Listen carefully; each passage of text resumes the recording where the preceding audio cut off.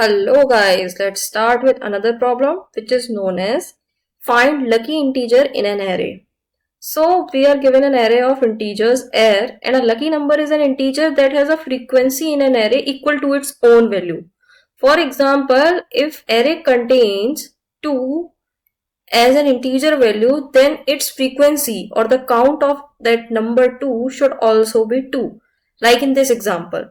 Then it is known as lucky integer, and we have to return the largest lucky integer present in that particular array. If there is no lucky integer, then we have to return -1.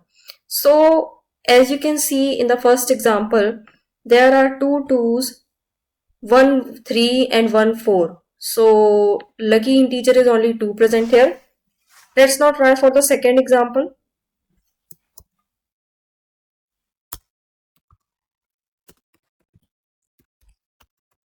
Okay, so let's now try to find the count of 1, that is 1 only.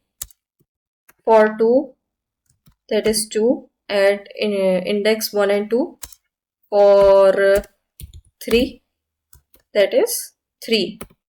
Correct? So what could be the lucky number here? All are lucky number, 1, 2 and 3. But the largest one is 3. Hence we'll return 3 as an answer. Got it? So logic would be very simple. We have to first calculate the length of the array R. Then we have to make a frequency array of size. Here comes the constraint. We have to see the constraint because constraint will tell us what should be the size of our frequency array. Frequency array size should be 501. Okay, we can take 500 also, but then it would be little bit confusing because our indexing for an integer array starts from 0. So let's take the size as 501 so that we can store for each index and check it thoroughly. Okay, and then we have to fill our frequency array according to our given array R. At last we have to check in the reverse order of the frequency array that which one first comes as a lucky integer. If the given integer is a lucky integer in the frequency array, then we'll return that lucky integer. Otherwise, at last, if there is no lucky integer present in the frequency array, then we'll return -1. Okay, so let's start with this logic. First, take out the length of the array R. Now take a frequency array of size 501. We can maintain an answer which is initialized as -1 because if no lucky number is present, then we are returning -1. Now let's fill our frequency array according to our array R.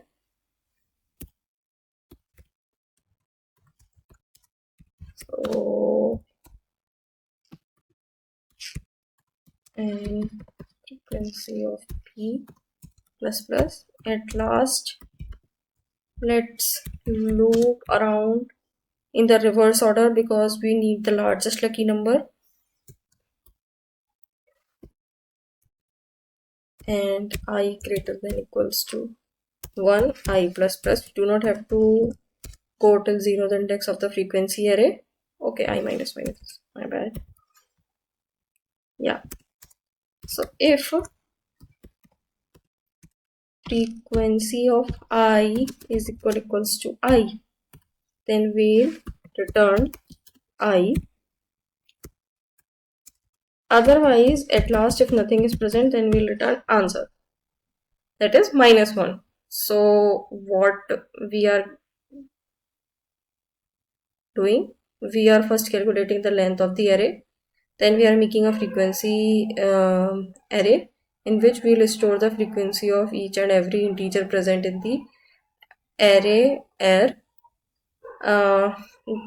We are storing the frequency of each integer. Now we are checking in the reverse order that whether the particular integer is lucky integer or not. We are checking it in reverse order because we need the largest integer to be our answer and then return it. So why to do another logic for checking the largest lucky integer. Just try to check it in reverse order and we'll get our answer directly. We'll return it. Otherwise, if no lucky integer is present into our answer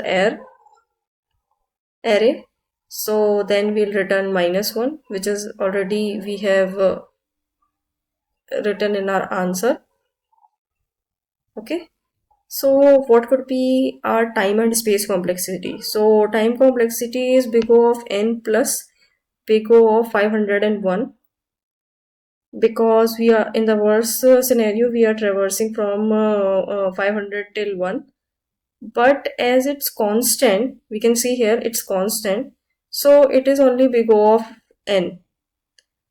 In this case, the space complexity is also constant because we are taking a frequency array of size 500 only. So space complexity is constant and time complexity is big O of n. Let's try to run it. Yeah, it's running absolutely fine. See here, I have given like this. So here we are getting the answer 4, as you can see. Let's try to submit it.